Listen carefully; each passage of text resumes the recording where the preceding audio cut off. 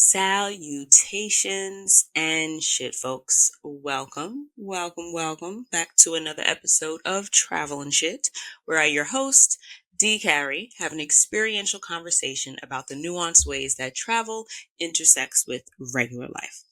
So, buckle up. I am going to be taking a break, more like a little pause. So, I will be home recovering from fibroid surgery for the month of August, and I really wanted to give myself an opportunity to just rest.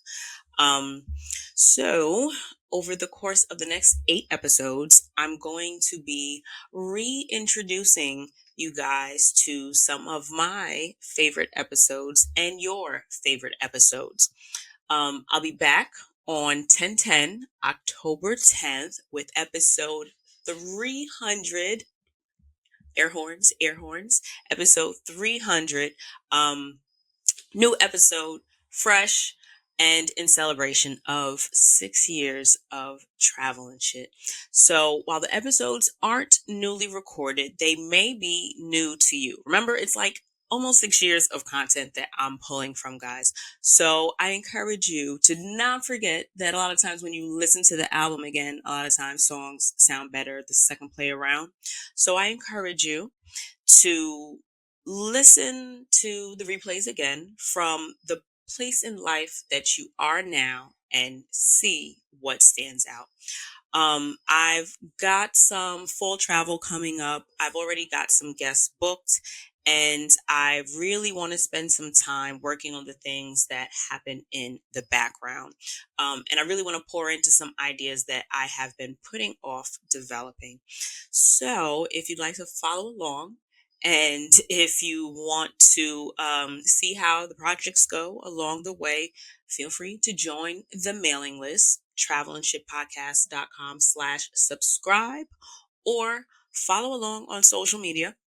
The accounts are all going to be Travel and Shit. It's Travel and Shit without an I, but an underscore instead. So it's TRAVEL, the letter NSH_T.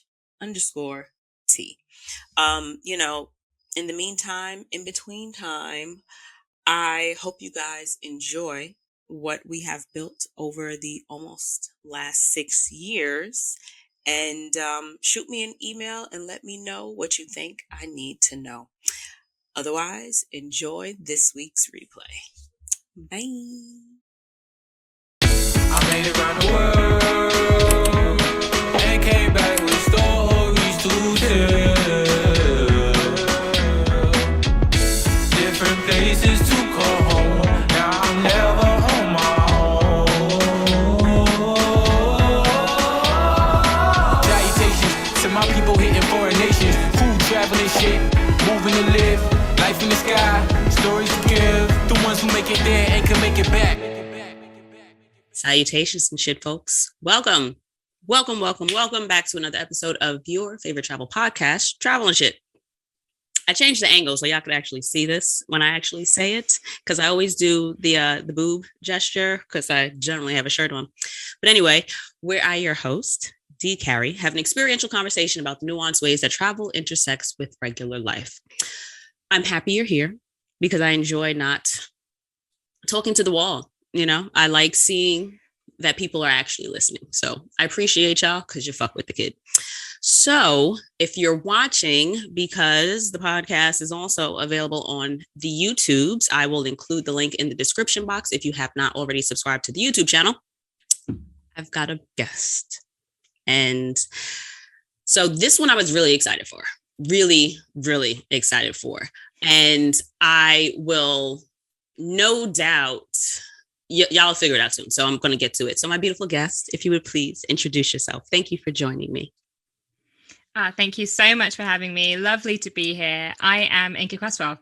I'm a wildlife filmmaker, marine biologist, underwater photographer person who spends the majority of my time chasing big sharks around the ocean. And I absolutely love it. And how old are you, if you don't mind me asking? I'm 27. So, but I got into it young. Marine biologist, y'all, like degrees. So how did you get into this? Because a lot of us fall into work But I don't feel like you just fall into marine biology. So what was your inspiration? Strangely, I think I was one of the few people that kind of fell into it. I was, from a really young age, grew up by the ocean, and my dad loves the ocean, and he grew up watching Cousteau and was obsessive about it. And just, I think I was just brought into it from such a young age. His fascination with the ocean, just, I was so attracted to it and just absolutely adored spending time in the sea. And I think the more time that I spent kind of exploring my local coastline, exploring the rock pools, the more questions I had. And I found that I was just always searching for answers, trying to understand this amazing place. So I think I was one of the few people who was very lucky. And by the age of about 5 or 6, I'd already decided I was going to be a marine biologist. So for me, kind of my entire life has revolved around this ocean space. And I've been very fortunate that it's allowed me to go on some incredible expeditions and open some fantastic doors. So you said your local coastline. What's local for you?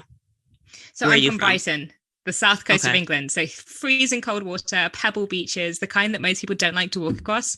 But I will happily swim there. I was swimming in it on New Year's Day in freezing cold water and gloves and a hat on, and still love it. Jesus Christ. So wait, how far is that from London? Because that's low key. Super close. Okay. So like a 45-minute train ride outside of London. And it's crazy to me because I have so many friends in London who are like, oh yeah, I've never been in the sea. And I'm like, you live so close. You're practically a beach town. I never would have thought that London was close to the fucking ocean. So many. I don't know why that was so fucking like, what? So that's like Queens. Well, Queens has a lot of, not a lot, but Queens has beaches. Because I'm from New York. So Queens has beaches, but for the most part, I don't really fuck with Queens beaches, y'all. I go out to Long Island. And for me, that's about a 45-minute drive. So you got London is like right there. Tickle me surprised. Geography is locations. Geology are the rocks and shit. But neither are my ministry at all. I loved science, but I kind of left that in high school. Sister Kitsy. If she's still fucking alive, it was you, bitch. That was you. You ruined all of the science that I had in my heart. And I really, I fall down rabbit holes, if you're noticing now. Teachers, please just pour into these babies. The new school year is here. And so many of us have these huge dreams. And then we get to a class that is very important to said dream. I wanted to be a doctor. And then I had chemistry. Not even like important chemistry, high school chemistry. And that teacher really crushed that for me. So pour into your babies, teachers. Like, be gentle with them. Kids are all assholes. And just realize that they are working their best through those asshole tendencies to be adults. So don't squalor their adultness while they're teenagers. Sorry about that tangent. So what exactly do you do? What does a marine biologist do? Do you just walk across the beach and like see how close the tide comes in? Or are you always in the water? And you're not just a marine biologist, like you've got titles. So what does an average day for you look like? What do you do? So I'm a little different. I actually don't technically work in marine science. I was one of the people who I went to university and studied marine biology, completely fell in love with the subject. And I think for me growing up, I was convinced that I was going to be the kind of the Jane Goodall type that gets to go and study behavior and just hang out all the time watching these species and understanding them. But I realized that that was a luxury we couldn't afford with the state of our oceans today. And unfortunately, conservation became the biggest drive in all of my work because I realized that I really need to be protecting these ecosystems more than trying to understand them. And obviously understanding them plays a huge role in how we protect them. But I didn't feel like I could just focus on the behavioral sciences I'd imagined. And I needed to be much more strategic with the way that I went about doing things. So it was when I was about 19, 20 that I started playing a lot more with underwater photography and filmmaking. And that was eventually kind of what drew me in, was because I realized that through film and through photography, I could take other people into this amazing world with me. And when I finished university, I spent some time working as a research assistant, running around the world doing shark tagging, which was incredible. So that was kind of more of the typical marine biologist world, where we would go out on expedition boats, sometimes like 3 days offshore with a load of modified spear guns, which are like these, it looks like a massive gun for underwater. And we would replace the darts with satellite tags. And a really good friend of mine, William, who's just the world's most fantastic freediver, literally won records and just an amazing diver. he would free dive down next to these sharks and tag them. And then me and my friend Lucas would help with the biopsies and the sampling, and all of that information would kind of get put together so that we could understand where these sharks were going and what they were doing so that we can protect them. So that was when I was working much more kind of in your typical marine biology world. But now I'm much more so on the filmmaking side of things. So I work with scientists all around the world, and I try and understand their research to find out what new behaviors are being discovered, what new research is taking place, what big conservation discussions are going on, and find ways to communicate their science to a much bigger audience, which I absolutely love. So you see how we got here, folks. This is why I was fucking excited for this one. So running that back, I was raised on Shark Week. So when you said swimming next to the sharks, this is where my fear, you know what it is? In fairness to me, I think that my fear of the ocean is because in general, I just fear the unknown. And I know that there is just so much of the ocean that we just don't get. We don't know. We don't understand. It's expansive. It's huge. And me, whose degree was not in science or any of the sciences, I did communications, which is basically liberal arts, folks. But I don't know shit. And so of all the weird and not weird, but of all the exciting and fun things I've done in the water, I don't know what the fuck I'm jumping in with. All I know is that there are sharks here and I can get eaten by a shark. And I don't care if I'm in Miami and I can see my toes, or if I'm in Guadalupe and I'm boobs high and I can still see my toes. In my head, there's a shark and it's like not far and I'm gonna get got. So were you ever afraid of being in the ocean? Have you ever had a close call with the shark? Like this, I want to know. So yes and yes. So I think for me, very much so, exactly what scares you about the ocean is what I love about it. I love the unknown. I love that I never know what I'm going to see. I love that every single dive is different, and that every time I put my head underwater in that world, I have no idea what to expect. And there's something absolutely fascinating for me about that. It's like exploring another planet over and over and over again. And some of the species you get to encounter down there just take your breath away. I mean, I've done night dives where the entire ocean lights up with bioluminescence and you feel like you're in space. And I've done dives where you have whale sharks hanging over your head, or you get engulfed by reef fish. And it's those moments for me that like they are by far the best seconds of my life. And I just want to live there. I want to live in those moments and live in that unexpected. And I think it's when something happens that I don't expect that it really feels special. But I was very lucky in the sense that because my dad also loves the ocean, I remember being probably about 6 or 7 snorkeling with him, and a shark swam past. And his first reaction was he shouted at me and went, "Swim faster, you're going to miss it." And it was this like pure excitement of just like, come on, like hurry up, this is going to be amazing. And I think that when you're at that age and you're kind of your mind is so open and you don't know what to be scared of yet, he kind of taught me that sharks are something that's exciting, something that's beautiful and amazing to see and a privilege to see. And I've been chasing them ever since. So it's been a pretty wild ride. But for sure there's been moments that I think I've had to be careful. And you've got to remember, I think whenever I talk to people about sharks, it's not that I want you to not fear them. I think that they should be feared to a level. But I think it's more about learning to respect them. Like when I'm in the water, it's kind of understanding you are an apex predator. You had big teeth and you could definitely kill me if you wanted to. Like that's the reality of it sometimes. But it's also understanding their behavior in them as a species. And realistically, they don't want to kill you. We're not a part of their food. That's not what they're there for. So once you kind of put things into perspective and actually start to look at the numbers, you realize, oh, I'm not really at risk.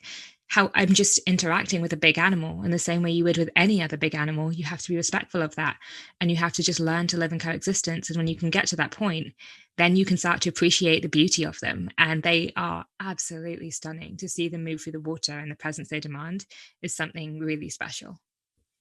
I think I would shit myself in the ocean. I would absolutely but at the same time, I think that I might surprise myself. Yeah, I spent some time out in Guadeloupe, and it is amazing watching like the variety of people that go on these shark boats out.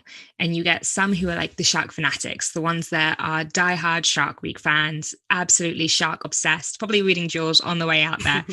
And then you get the others who are the best mate, who's clearly been dragged along and is absolutely terrified and is debating whether or not they'll even get in the water. And they are just in pure panic stations, probably throwing up over the boat for the whole 2-day boat ride and just having the worst day of their lives.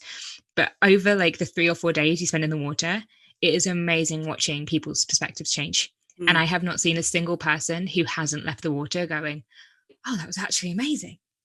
And I just wish that all these people who are so terrified, I could put in that position and allow them to see that, because I think, I really think you would survive yourself. I say that, but I'm terrified of spiders, so don't put me near one of those. Same. I promise, the same way I think every spider is out to get me, I absolutely think that like every shark is out to get me. And I know logically, it's not the fucking case. They don't they don't care. But in my head, it just doesn't match. But before I get to the conservation part, I'm assuming that this is a very male dominated environment. Because I mean, now granted, my experience with people that go out on boats, I don't even know what the proper term is, from marine biologists, whenever you see this type of work portrayed, it's always a bunch of white guys on boats, or you've got locals that'll join the white guys on the boats, and it's a bunch of men. And then of course there's the sexy decoy, like the J-Lo and Anaconda with the shorts and the tied up top kind of thing. What is your experience like as a woman, and also a Black woman, in these types of spaces? First of all, am I right? Or are there just a ton of women that do it? And then if not, then please. It's a mix. I think the hardest, most marine biologists, like what you want is you want to be doing field research. That's the dream, right? You want to be the people who are out there on the boats, in the water. And I think that when you get to that level, unfortunately, there's a lot more men. And I think it's partly because what I've noticed in the industry a lot is the men are a lot more confident. They will immediately say, yes, I can do it. Whereas the girls are like, yeah, I think I can. And it's so frustrating because so often the girls are so much more qualified, but they won't say they're qualified unless they feel 100% confident in themselves. So it's tricky in that sense. I think that, so when you get out to these kind of bigger expedition boats, usually you do get a lot more men. But when I was studying marine biology at university, my classes were mainly women. When I did my dive instructor course, even, it was mainly women. And I think you are getting a bigger gender shift. But unfortunately, when you actually look at the science, so in marine biology or in any science, what you normally do with all of that research that you collect, you then write papers, and your papers are like how you then present your work to the world. And being first author on your paper is so important, because that's basically you saying, I was the expert on this paper. I was the one leading this research. And unfortunately, all of the kind of the gender just shifts completely, and it's suddenly male dominated, which doesn't make any sense considering the amount of women that are working in this field. So there's still kind of a bit of a power struggle to get women into those higher up positions. And I think that often who you would see on screen acting as a marine biologist will usually be who is considered to be the expert in the field, which is who's the one who's been that first offer over and over again. So it's definitely something that we need to see more of a change in. And I think especially when it comes to Black women and just people who are genuinely just not white, we are starting to see more of an appetite for that on TV, but it is frustrating. We are nowhere near where we should be at. And I think that's part of the reason why I loved kind of jumping from marine biology into wildlife filmmaking, was because I have the opportunity to kind of bring that representation onto the screen. And as a director, I can make the choices of who I'm going to interview as my key scientist. Do I want to choose the white guy who's the supervisor of the project because he has international funding and has come over from another country? Or do I want to pick the local biologist who's here every day working with the community? And maybe he's not the highest qualified, but he's the one who's doing the groundwork. And we can make those conscious decisions on who we put as kind of the face of these organizations and as the face of this research. And I think that's pretty cool. Have you had any experiences where you felt like all of this work was like derailed because of boundaries like that? I don't want to say setbacks, but like, you know how sometimes in your head you think like, fuck, this is it. Like I did all of this and now this obstacle or that obstacle. What have been some challenges that you faced that you may feel maybe, well, I mean, I feel like challenges across the board are challenges, right? But sometimes you understand something to be unique to your field or unique to your experience. Have you had any difficulties like that? I think in terms of like the biggest setback for me is I remember it was super early on. It was when I was doing my A levels. So in the UK, you have to take A levels to get into university. Okay. And it's So kind that's of not based off high those. school. So yeah, high school, Okay. 18 Okay. before university. So it's the 4 It's like years of school No, so just the last 2 years of school. before college. Well, Yeah. university. Okay, Yeah. so you do like primary school. So okay, let's see. In America, we do primary school, which is generally 2 through, well, not 2, but like 3 to say 11 or 12. Then we do like middle school, which is maybe 6th, Yeah. 7th, and 8th grade, like your 12 to 13-year-olds, give it like 11 to 13, I think. And then in high school, so like there's nothing between that. So there's junior high and then there's high school. And then if you're going to go to college or university, you go straight through. And the only thing between high school for us, which is generally 14 to 18-year-olds, depending on where you kind of fall, whatever age. And then we'll do like what do you call that? SATs or ACTs, like whatever test is going to gauge how smart people want to tell you that you are, and then, get you into whatever college or university you're going to apply to. Does that fall into any kind of spectrum that you guys have? Okay. So what we have is I actually don't like the UK system because I think it's too much pressure on young people to know exactly what you want to do way too early. So for us, we have primary school from 4 to 11. Okay. And then from 11 to 16, you are in high school. And then at 16, but when you're 14, you drop half your subjects. You pick half that you want to continue with. And there's core subjects you have to continue with. But you basically you axe out a whole load of them. And it's based on those subjects you take and how well you do in those exams is what you can study at sixth form, which is just 2 years, 16 to 18. And you only study 3 subjects. When you're 16 to 18. Yeah. So by the time, and then it's those 3 subjects or 4 subjects, you do half of one of them and then you do 3 completely. And it's based on how you do on those, which is what degree you can go on to study at university. So if you make the wrong decision at 14, yeah. What? So if you make the wrong decision at 14, you've got the wrong GCSEs and then you can get the wrong A levels and then you have the wrong A levels to do the right degree. So it's like you have to work backwards, which is too much pressure on a kid. Yeah, that's a lot of work. That's stressful. Yeah. Like I couldn't even choose a favorite fucking color at 14, Exactly. And it's normally based on what you're good at rather than what you're passionate about. And I think that's kind of one of the biggest issues because like for me, I'm artistic. I just love the ocean. So it was all my teachers being like, oh, you should do art and music and graphics and photography. And I was like, but I want to do science. And they were like, oh, you sure? I think you'd be better doing this. And you kind of get pigeonholed into where you fit the best. And I think for me as well, being Black, there's this assumption that you don't belong in the sciences and that you would be more creative and that you should be into the arts. And that's kind of the normal way that they would push you because that's what they expect of you.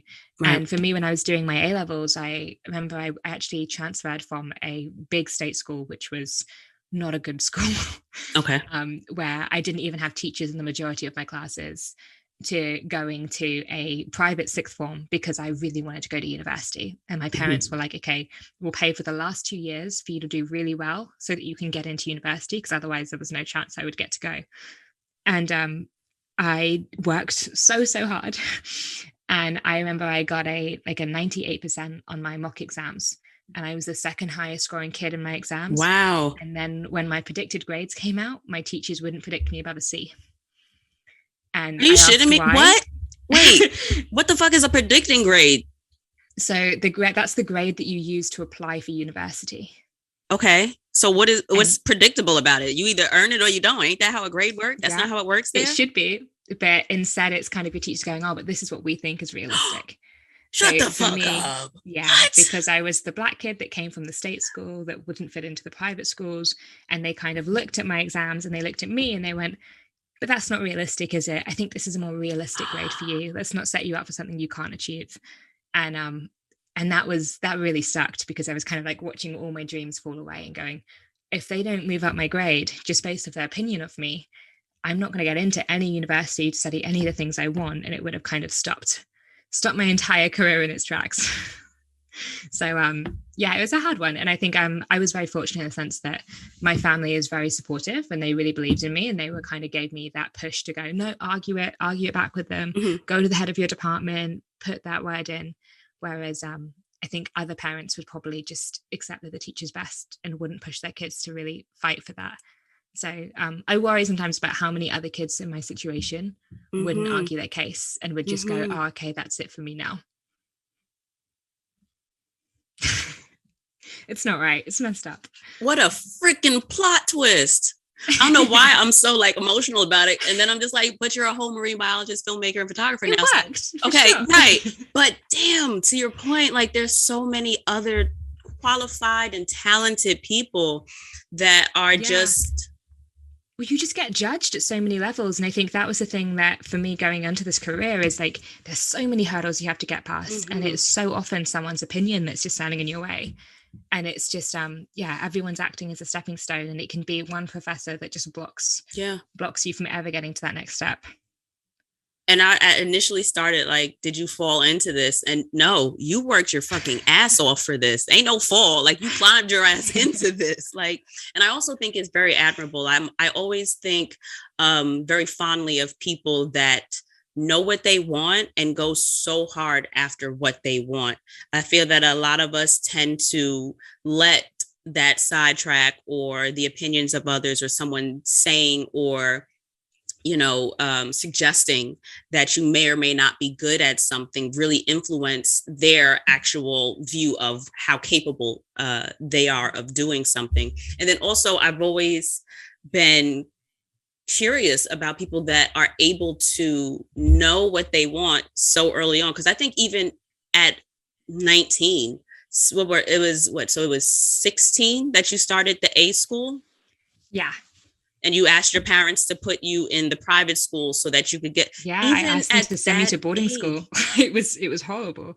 It was like, by far the worst couple of years of my life, living in some posh boarding school where I did not fit in at all. But it was worth it. It paid off in the end. That's a whole nother podcast episode, like the whole boarding school experience. Wow. And it was literally like Hogwarts. I had to wear a cloak to assembly. Like an actual, like a cape cloak? Like a cloak with a hood. Yeah, like a cloak. I went to private schools and we always had to wear a fucking uniform, and we lost our shit when they made us actually wear like uniform shoes, because that was like your one sliver of individuality was like... You would struggle in boarding school. That was a cloak? Yeah, you were color coordinated by your houses, and each house had its own colored cloak. That sounds like Spirit Week. We all had like our gym shirts were color coordinated. And shout out to that school's closed now. All right, St. Agnes. Oh well. They gave us, and at this point it was cool because we got like, when you come in, you get a t-shirt and it is it's your class color. So our class color was green. So is that big, class spirit, team spirit. It was like, oh, come on, freshman class, we're great. Oh my God. So all 4 years you carry your color, and but it was just our gym shirt. You know what I mean? It was like gym shirt, uniform. We didn't wear fucking cloaks. Yikes. Whoa.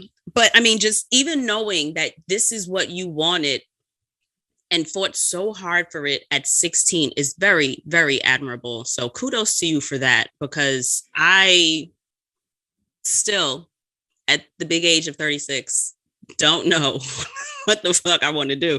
I just know I need to make things. I need to create things. I need to talk to people, and I need to do it in a way that feels good. Like I don't necessarily want to talk to people and create things for someone else's company or someone else's business, because then I still feel like, all right, well, you're still putting me in the little box and the structure, and then you have your deadlines and the stuff that you want me to do, blah, blah, blah, blah.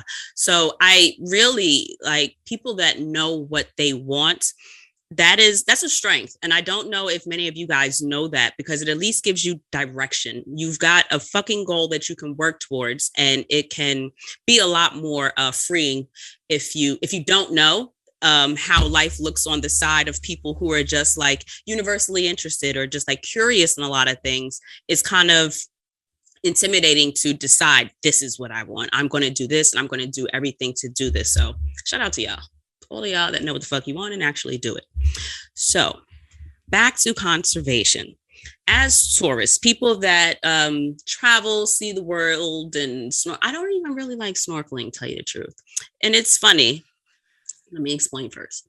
Here's why. I am a baby intermediate swimmer, so I can swim, right? I'm not very good, but I'm also not very bad. So I trust that if I jump in, I'm going to live. I'll be fine. But the first time I went snorkeling was in Cuba. It was a day full of firsts. It was fucking magical. And I will forever hold that day very dear to me. But I know that the guy it was just three of us. It was myself, another young lady that was on the excursion that we'd booked, and the tour guide. He didn't speak much English, to his credit. I'll give him that. I'll concede that. But I don't know that he also realized that I needed as much direction as I thought I did. Like the whole breathing through my mouth really tripped me up. I had to concentrate so hard just to not breathe out of my nose. And I find myself I think I'm an intelligent person, but it was tripping me up. And so I'm trying to enjoy what's going on. The flippers weren't really flippering. And I'm like trying to your mouth, like the mouth, breathe through your mouth, calm down, relax. And it was a whole like conversation I'm having with myself. Like, you got it, like, you're fine, enjoy it. Oh, look at the things. And it's like, oh, wait, put your foot. It's a thing. And then things are coming at you and you're seeing things. And like you said, that you don't know what the fuck you're going to see. We're in the fucking ocean someplace. I don't know where I am. I'm a fucking city girl.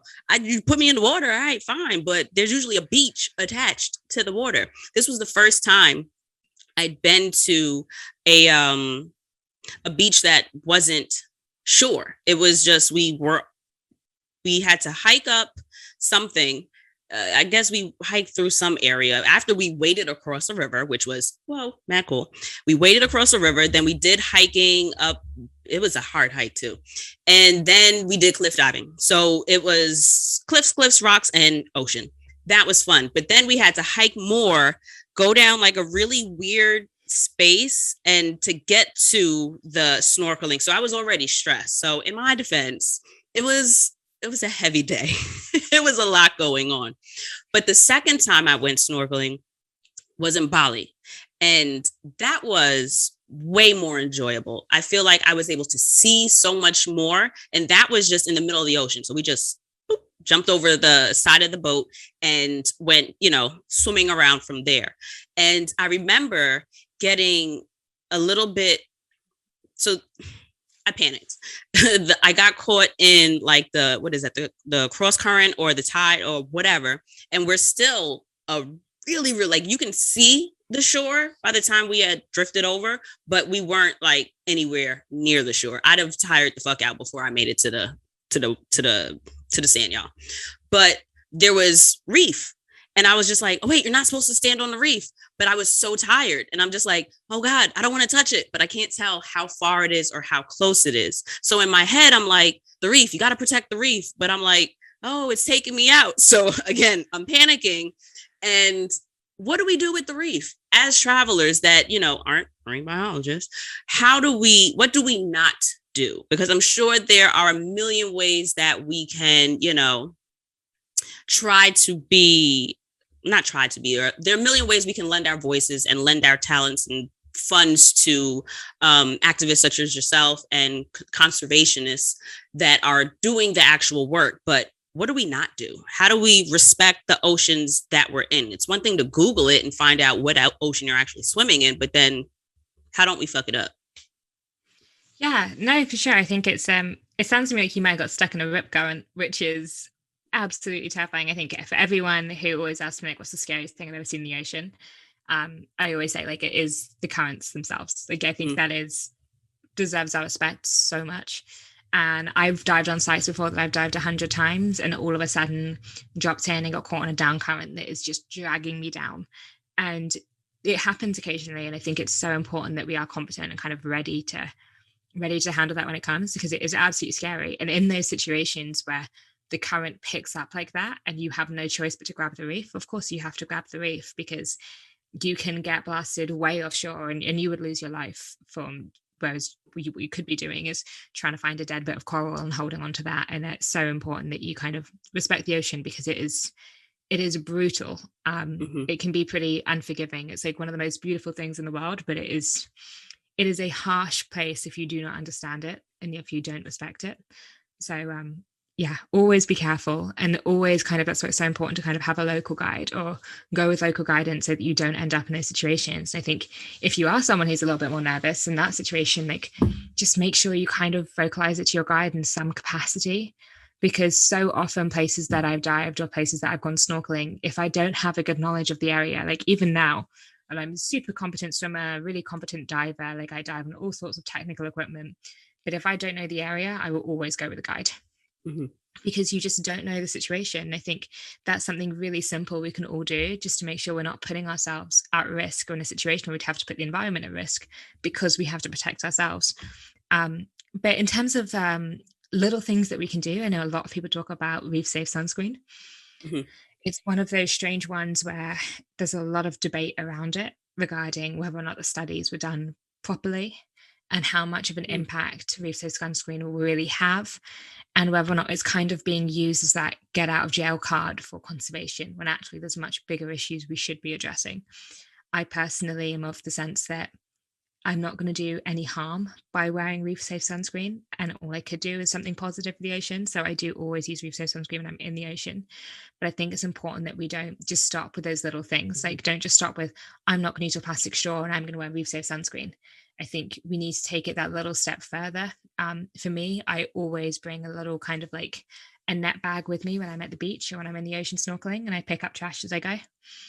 And it's something that's like so easy and simple to do, just to pick up any rubbish that isn't mine and just put it in the bag and stick it in the bin. And that's just that little bit of trash that I'm stopping from entering the ocean, or just bringing it into my dive with me. And it's like there's no loss to me in picking up a piece of trash as I see it, but it's a huge win for the ocean. So that's another one that's really easy to do and really helpful. There's also tons of awesome citizen science initiatives as well.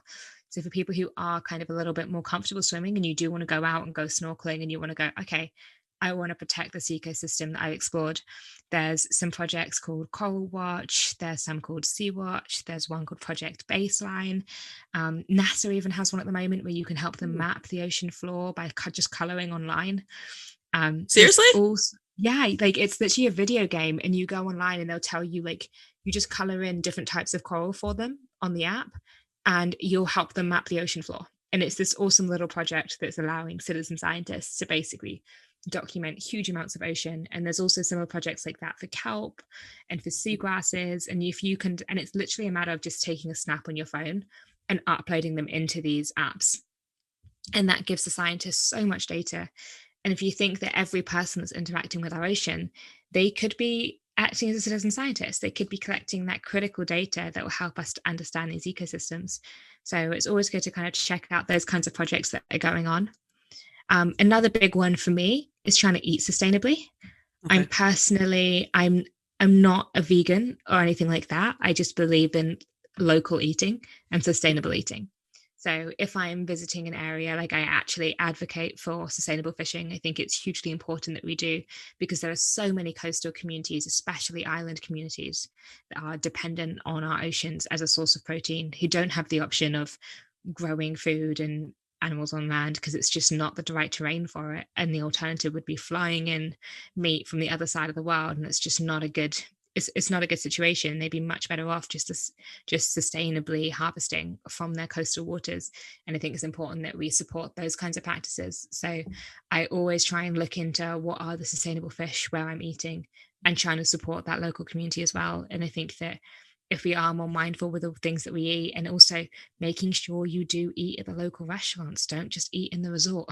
Make sure you're putting your money back into the community and supporting those communities that are doing the good work. That's personally why I prefer Airbnbs. One, because in my head, I feel as if I'm less of a target, if that makes sense. I feel like when you walk out of a hotel, especially if I'm someplace where I don't look like the local people, boom, she's not from here. Let's charge her like wild extra bread to get one place or another place. Or, oh, she's asking for X. We're going to tell her X squared because we know that they're going to charge X, Y, and Z there, or that, I don't know. I just feel as if, let me do my part to make myself kind of blend in as best as possible and then just shut up. But then for me, Airbnbs, I try to at least source it out from someone that is from the area, as opposed to if I'm going to, example, Bali. I don't want to rent a house from Smiling Susan. I'd rather, rent the house from, Joe that fucking lives there, that's been there. This is his grandmother's house and he moved in with his wife and he's, just renting out a home that's been in his family, as opposed to someone that has just purchased property in another country and now is renting it out to other tourists. I also feel like, little things like booking excursions and tours with people on Airbnb. These are generally people that just live in the area, as opposed to, mega corporations that are listing on Viator doing huge, and there's nothing wrong with like a bus tour or something like that, but mix it up. If you're going to do like a huge bus tour that is part of a really big network of travel companies or whatever, also throw in a walking tour from somebody that has lived there for, all 40 years of their lives, or, got married, moved there 20 years ago and has loved the city ever since, kind of thing. I try to your point, in eating sustainably and going to local restaurants, it doesn't have to just stop at the food. Like you can also go to boutiques and shops if you want to get your nails done, mani-pedi massages. Like you don't have to go to necessarily the mall. You can go to something that's going to be on a local street and put money back into the communities, that you're taking up space. Like you're taking people's time and you're paying for their time, but it just goes a little bit further to do your part to leave some good behind in the places that you visit. 100%. I think for me, like I take it a step further, because a lot of the time when I'm traveling, I'm usually traveling because of work in some capacity. Either it's because I'm doing an underwater photography expedition where I'm trying to get photos for some kind of article or a bigger project, or because I'm working on a film project. And usually I'm there for quite a unique reason. And I think that marine science especially is a science that we don't see a huge variety of voices from different communities. And you mainly do see American or British marine biologists on TV. And you don't tend to see people from these smaller communities, more rural communities out in these locations, often where the work is taking place. And I think it's so important that we kind of invest that time back into local community. So when I do kind of work in areas like in Indonesia or like out in Micronesia, I will usually try and organize some kind of talk, either through a local dive shop or through a local school, to be able to kind of give that information back to the community, to be able to show them, this is what I'm working on. This is what's in your local waters. This is why you should appreciate it. Show them the photography, show them the film, engage them, and kind of give these kids this idea of going, you could do this as well. Like, this isn't just for me, and here's how you could do it, and kind of giving that information back to them. And I think it's so important that when we do travel to these places, we don't just go and take, we also try and give back as much as we can. It's very, I don't want to say funny, but ironic, I guess, that you say that. I was just reading a thread on Humans of New York. So it's this hugely popular, I don't think he started on, I think his name is Brandon Stanton. And he's got this platform where he just takes these incredible photographs of people in New York, but he couples it with their story. So he'll ask them their story, and people reveal some of the most heartbreaking, heartwarming, he does an incredible job of getting this candid information. And today I was reading the thread of this gentleman from Ghana, and he was telling us about, he had a child young, it brought shame to his family. Long or the short, he figured photography might be a great out for him, but he stumbled into all the time he spent at the, internet cafe, that photojournalism was an actual option, as opposed to just taking photographs of like weddings and birthdays and stuff like that, because it wasn't really like a huge market for that in Ghana, according to the way he was telling the story.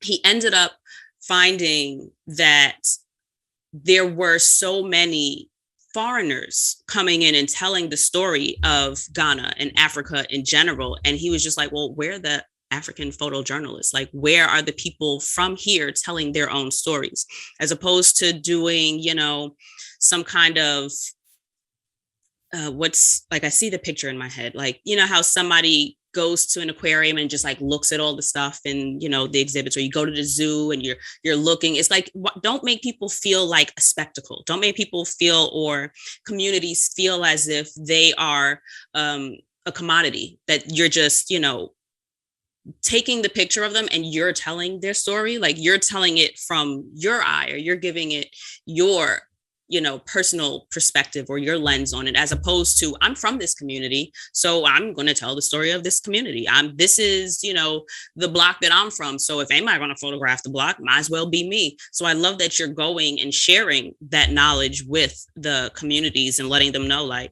hey y'all, you can do it too.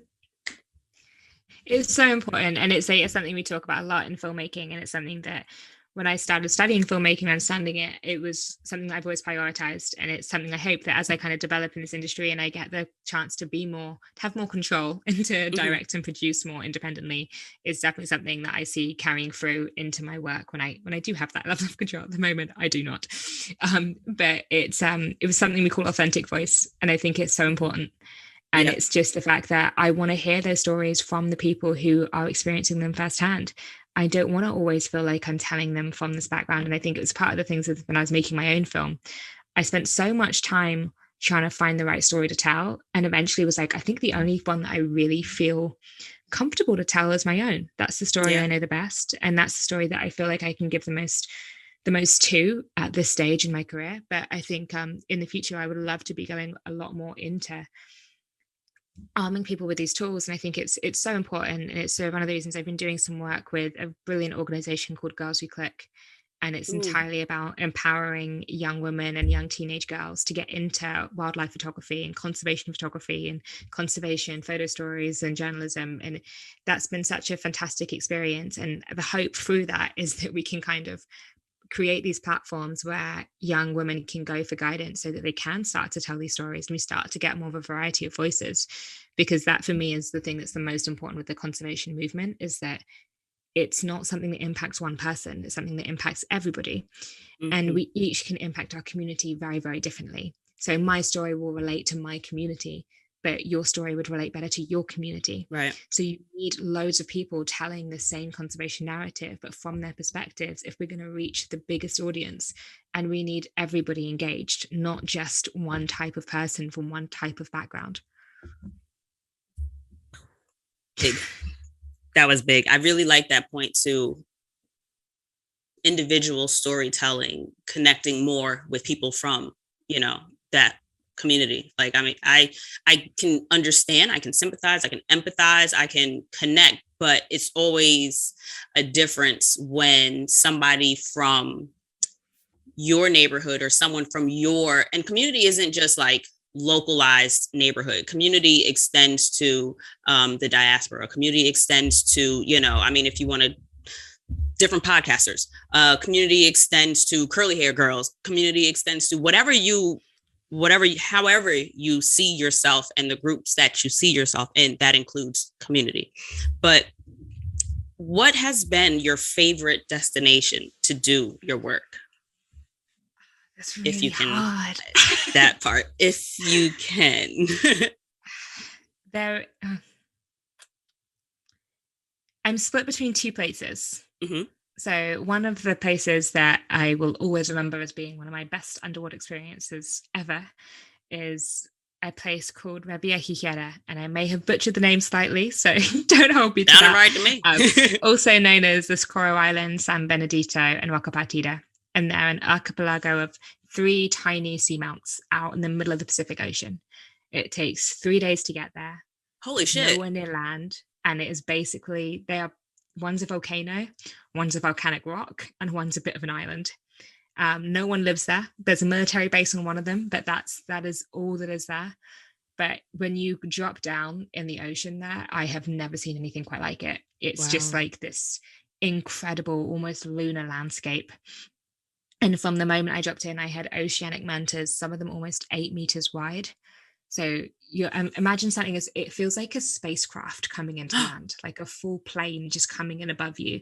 And mantis to me are one of these species that's just absolutely breathtaking. They're elasmobanks, so related to the shark, but they're completely flat. And they have the largest brain in the animal kingdom. Not in the animal kingdom, in the ocean for brain to body size ratio. So for their size, their brain is like the biggest it could be. And they are just absolutely fascinating in the way that they look at you and their kind of just the interest that they have. And they love bubbles. So I'm usually on scuba and they will just play in them like it's a bubble bath. How fucking cute is that? Most amazing thing. And they are just the cutest but most lovely species. And I had been playing with a manta for like a good 10 minutes or so. And then I got engulfed by a school of bottlenose dolphins. And I had a baby dolphin swimming next to me for a while. And then I had another oceanic manta ray above my head. And I got to the end of this big canyon and an entire school of hammerheads swam past me. And I was just like, okay, I'm done. Nothing in this life could ever top this moment. It was so special. And it felt like I was in an aquarium or in a bit of Finding Nemo. And it was just, everything was there all at the same time and just all around me. Wow. So that's fucking incredible. Cool. I was supposed to swim with the mantas in Bali and I was terrified. Mind you, I still went in the water. Gentle. But girl, didn't matter. Spiders, like I'm bigger than a spider, right? But it was just like, still not fucking with you. But the water was too choppy, so we ended up having to bypass where we were supposed to go in the water, and then we ended up doing just the snorkeling where I thought I was gonna die and break the reef and totally fuck up the planet. That was the swim with the mantas experience. But I did swim with sea lions in Peru. That was really fun. And that's when I learned there is a right and wrong ways to put on a life vest. I had it on the wrong way, folks. You can step into them. Plot twist. Didn't know that was a thing. And so I kept like twisting the whole time. So I'm like, how hard is it to just sit? So on one side of my head, I'm like, this shouldn't be difficult. But on the other side, my body's like, bro, it is. You're struggling. Thankfully, the guy saw me struggling and he basically grabbed the back of the vest and swam me closer. But then we did like a big chain so that we all would kind of stay floated. Well, buoyant, I guess, whatever. But so how did you find your voice? You tell stories so well. And like, I think that finding the right words to say, but then also being able to capture all of that in imagery and like they can both stand alone. So it's like I was listening, I rewatched the film that you did, and I'm running around the house and I'm just like, oh, damn, yeah, that makes sense. You might as well just, fish better. Okay, save the reef. But then I remember I popped back in the room. I'm like, damn, look at that. Wow. So you caught up in your watch and it's just like they can stand alone, but then together, of course, win. But how did you find your voice in terms of being able to decide what is important information for you to get across and then what is important for you to capture? How did that work out for you? It's a really interesting one. It's something that I struggled with a lot. And I studied a master's in wildlife filmmaking. I came back to the UK to do that. And it was a fantastic master's program that was run in partnership with the BBC. And I was given some fantastic guidance on wildlife filmmaking and how you make stories effective and how you do wildlife storytelling. And but my dad's he's a filmmaker and photographer. And he was completely against the idea of me going to university to do a master's in filmmaking because he thought they were going to teach me how to tell stories like everybody else tells stories. Okay. And he was like, you don't want to go and do a degree where all they're going to do is teach you to do it their way when you already have a voice, and to not forget that. So it was a really interesting time making that film because it was my student final project. And I was getting all of this guidance from people who were the industry professionals who were like, this is the structure it should follow. This is how it should be done. And then there was my dad going, don't do it like they told you to. Go rogue, do something fucking different. Rebel. Exactly. Swim faster. And I ended up in such a weird little echo chamber by myself. I was living on a boat at the time in the middle of Bristol Harbour, which is the worst possible place to be living in the middle of winter. And I had a leak, and I was just sitting in this dingy little boat trying to write script. Wow. And I spent so much time going backwards and forwards with it. And what I realized is that what I really love is I love lyrical voiceover. I don't like voiceover that is just like, I'm here on the south coast of England and this is a shark. I didn't want to be that person. Isn't something that connects with me. And I think that quite often that storytelling felt quite privileged and almost quite like, hey, look how cool my day is. How's yours going? And I didn't want that to be the way the storytelling came across. I think I much more wanted it to almost be just a string of consciousness and to kind of bring people into my world and the way that I think about things and the way that I see things and bring them into the beauty of it and the wonder of it, just as much as the heartbreak. So I was very much so looking at all of the scripting for it, going, okay, well, here's the facts that I want to put in. Here is the messaging I want to get through. Here are the voices that are really important to me. So these are the people that I want to make sure tell the story with me. And I did a lot of different interviews in the countries that I visited with a whole variety of people. And there were some other interviews with some fantastic people that I just couldn't fit in the edit. And I was so frustrated because I wanted everyone's voice in it. But it was a lot of spending time going, okay, well, whose voice is balanced with each other? Who's telling a different perspective? How was that person going to add more? And then how do I make sure that my voice doesn't overshadow theirs? And being very kind of careful with the way that you do it and making sure that you're respectful to those people and allowing their voice to shine through as well. And I think that's something that's quite hard to do when you're directing and when you're interviewing, because quite often you go into an interview knowing what you want to get out of someone. Knowing exactly these are the questions I want to hit, this is what I want them to say, that's going to be great, that's going to fit my narrative, and then I go into the next section. And I think I went into it like that because that was how I was told to do it. But when I was actually sitting down, a lot of the time you'd have these conversations and it was like the best parts were always the parts that were completely away from what I'd asked them. It was the bits where you really had them coming through. Or it was when I stopped the camera, then I would get the best material from them because suddenly they're relaxed and they're just being themselves. So I think throughout filming, my interview techniques started to change so that I was making people more comfortable and making them more themselves so that would shine through as well. And there's one beautiful moment in Palau where there's a guy who's just like talks about the relationship between people and nature. And that was entirely him. And I was immediately like, okay, I know I'm going to use that. And how do I then build my voice around that to ensure that his voice kind of really rings true through the middle of it? So yeah, it's a lot of time in the edit, a lot of time kind of thinking about different ways of playing it. I recut it a lot. And it became it's a weird one because I think actually now I watch the film and I hate it. Really? And it's because I've watched it too many times. I've spent too much time kind of getting angry with myself, or why didn't I get the shot like this? It'd be better if I didn't like that. Get it. And why didn't I ask him this question? And why did I do this? And it's one of those projects that I think my dad said that you don't finish a film project, you abandon it. And that's very much so how I felt. You did a beautiful job. Thank you. You did a beautiful fucking job. The narrating, your voice is so soothing to listen to, and you absolutely accomplished your goal of just letting people in, as opposed to that, hey guys, look how cool my life is, oh my god, ocean. That never came across. It was that was my biggest concern. I was like, oh god, I'm going to be this really privileged girl that's flying around the world. Because then I would have just been like, oh yeah, cute, and moving on back to Supernatural. But no, it caught me, and here we are. Absolutely. Thank you.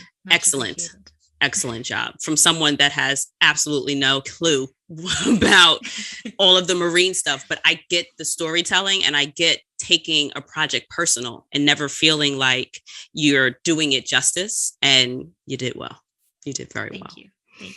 Now, how did it get from science and then your love of being creative in art? How did you get comfortable with bringing those together?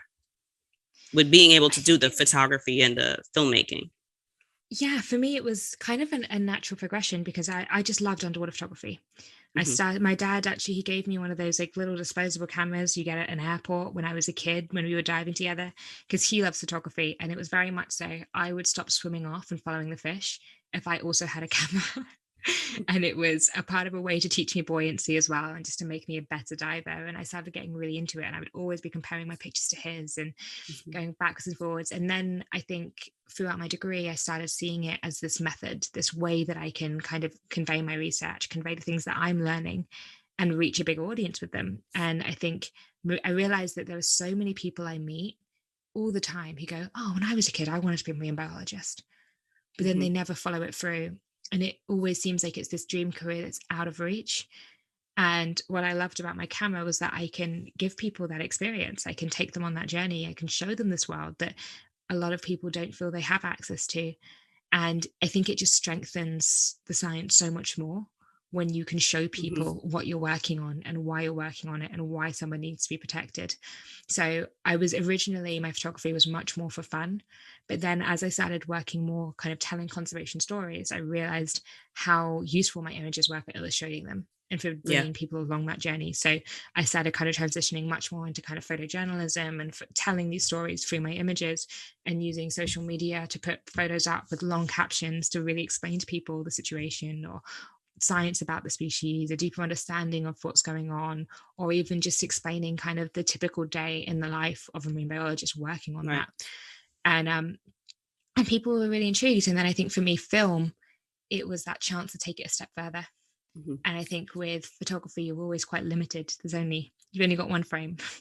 Whereas with filmmaking, there was the possibility to really build an emotional journey. And I felt that if I could take people on that emotional journey and show them why I'm so passionate about these species, that there was no way they couldn't feel the same way. So it felt like the most effective method for communicating science. So I normally market myself as a science communicator. I don't think it's a one or the other. It's very much so the two coming together. That's like mad cool. And it's funny you say that, because I think if I'm from the last conversation that I had with, because my brother's in school, he's a fellow at Brown, proud sister moment. And he's actually a pathobiologist. Like he is he's completing his PhD program to do pathobiology. Go fucking figure, right? But he had expressed interest in being the person that is that middleman. I'm the one that's explaining the science to the investors. I'm the one that's going to get you your money. I'm making this big world of science make sense to people that live in their own big worlds. And I just want to be that voice in the middle that kind of can explain to you why researching here is important, why, focusing here is important. I was just like, that's actually pretty fucking cool. And he's very good at it. Like he was explaining something to me and I was just like, oh, I get it.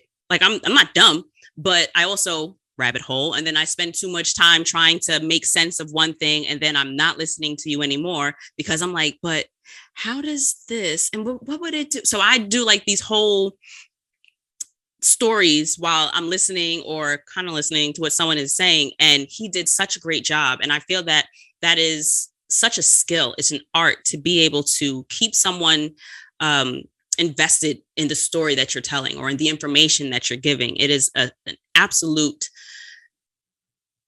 gift to be able to, explain something that is bigly complicated, and there is such a need for people that are able to make complex things very understandable. So thank you for that, because we only have the one planet, right? The whole global warming and my seemingly excessive fear for the reef. I will never forget that. I really felt like, don't be the one, don't fuck it up. But thank you for that. And two more questions for you. So how has your ability to actually see and be part of, in a sense, the world underwater been able to kind of influence your eye as a professional? Because this is also work, you're doing important work. And I think that being able to be so not emaciated, but like ingrained or part of the ocean, like a lot of us aren't. Like we'll go swimming, we jump in, whoa, we're here, this is so great, and we can feel connected to it, but you get to go in there where we're not going.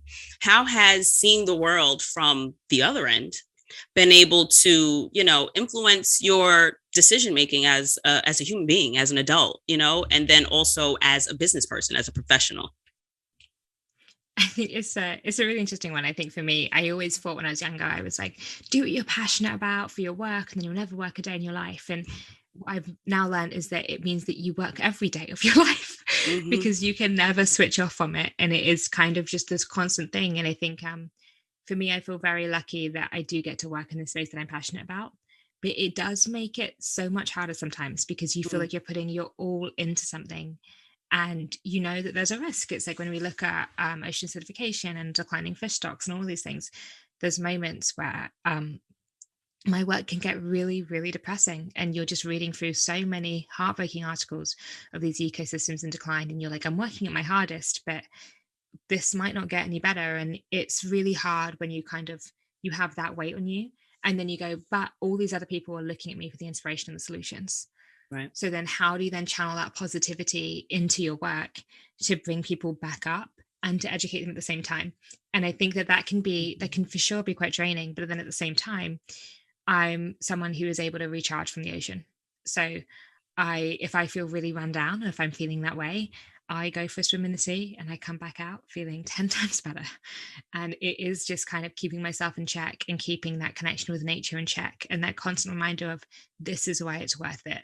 And when you do remind yourself, it all comes back and that passion comes back. And I also am very fortunate in the sense that I get to work with a lot of very passionate individuals who care so deeply about the things that I care about.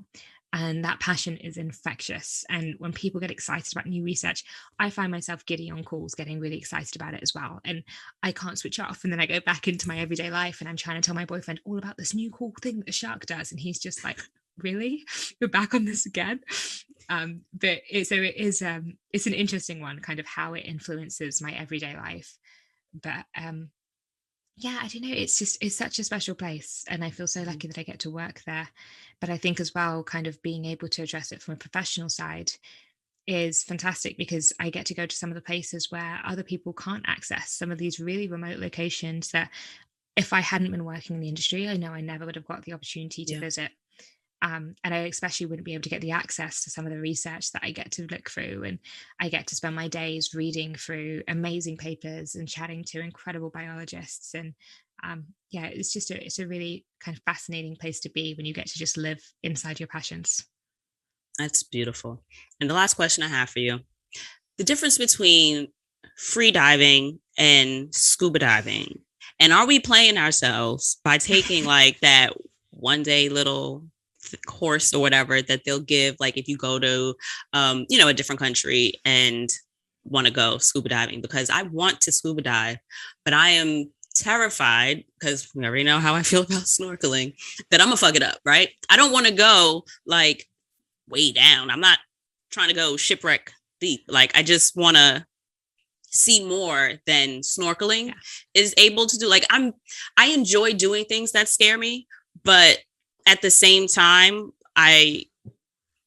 human, like I don't, and I believe the science that says, the whole coming up, your lungs will explode, that whole thing. So are we really putting ourselves at risk by going to like, a surf shop or something and, hey, so I'll be able to scuba dive. Yeah, I'll be able to scuba dive at like the end of the day, right? Cool. Here's my money.